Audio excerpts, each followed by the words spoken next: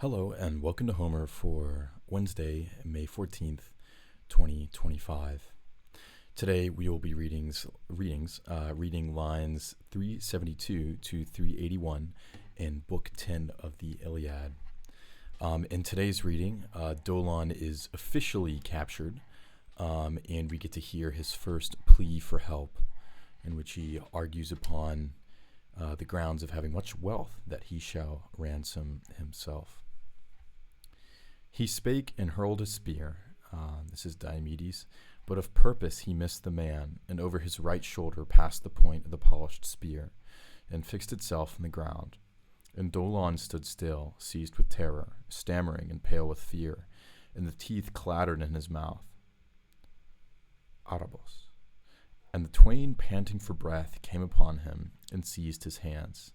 And he, with a burst of tears, spake to them, saying, Take me alive, and I will ransom myself, for at home have I a store of bronze and gold and iron wrought with toil. Polukmetos. Thereof would my father grant you ransom past counting, should he hear that I am alive at the ships of the Achaeans.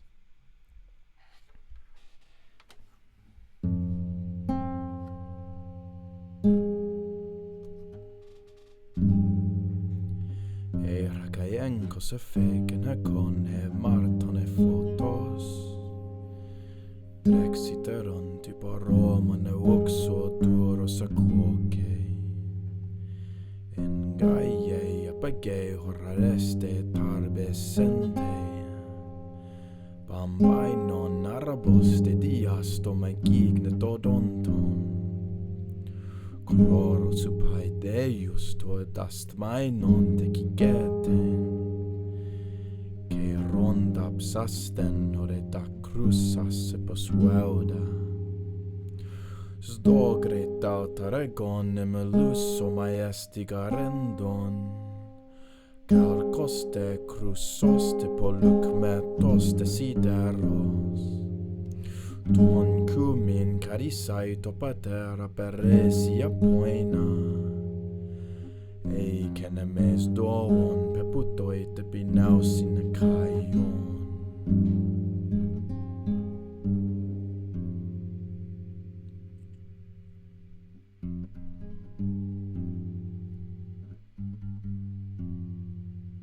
Awesome.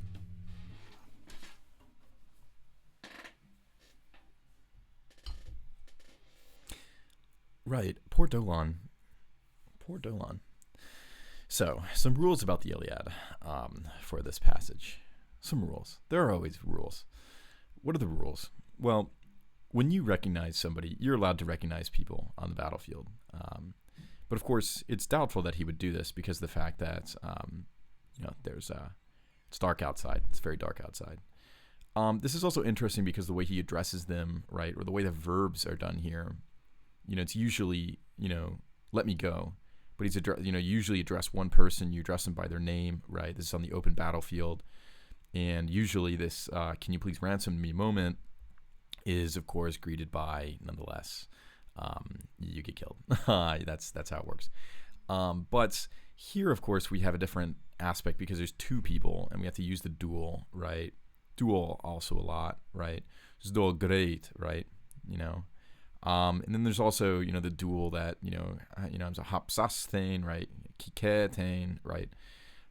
Asthmainonte. What a great word, by the way. This is where asthma comes from. They're asthmatizing, right? When they've reached him, right?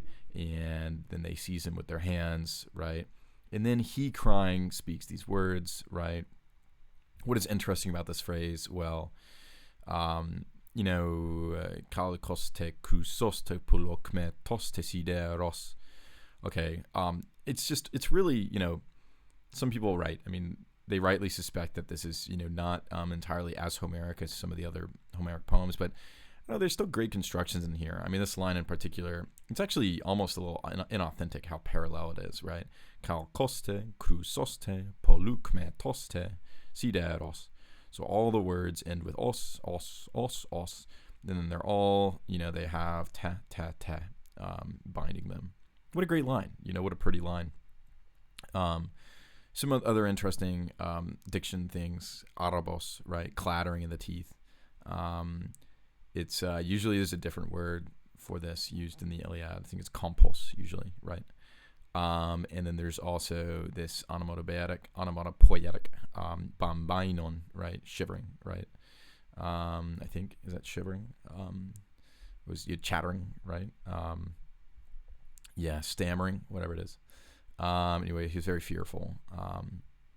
Yeah, what is this? Arobos is, yeah, gnashing. Yeah, so this is both describing the teeth. And him as, he's a gnashing guy. Anyway, and then also, I think the most interesting part of this passage is this umin right here. Umin. This is an eolic form, right? Why do we have this umin here, right? What is the purpose of it? Why is it umin and not humin? Well, obviously you have a metrical issue, right? Right. So if it was humin, right, then it would be ton kumin kari site. Okay, we're not doing iambics, right? Ton kumin kari, it's not gonna work. So it has to be ton kumin kari saito. It can't be ton kumin kari saito, right? You hear that? You have to have a long and then two shorts, or at least two morai, making 4 total beats per 4 total konoi, or morai, right, per foot of the dactylic hexameter, which is 6 of those. Anyway, I digress metrically. But we have this eolic form. What do we have an eolic form doing here? We only ever see umin in like Sappho. What is it? What's going on here, guys? Why is it here? Does this mean this passage isn't real? Does it mean it's inauthentic, right? Anyway, it's just yeah, I don't know. It's just a cool word. It's interesting that it makes it in here. But I think I looked it up, and it's pretty well attested in the manuscript, so it's obviously not the problem. It's not like a total issue. And then the only other thing I want to say is that I also looked up this phrase "chlorosupai deus." It's usually dueus, right? It's digamma here. Dueus, right? But what's interesting about it is that it's a very old phrase, right? So they're still using the digamma, right? When did that die out? I don't know, right? But so as a construction of this, unless it's very, explicitly using an older sort of formula, it's possible that this isn't that much younger than the rest of the Iliad, etc. As far as the book goes. Anyway, it's kind of sad that Dolon is giving up, but there's some like rhetorical reflection that we have to have here, which is, what would you do in this situation, right? Would you be like, oh, like you got me, like kill me now, right? Or would you be like, okay, like, would you at least try to plead for your life, right?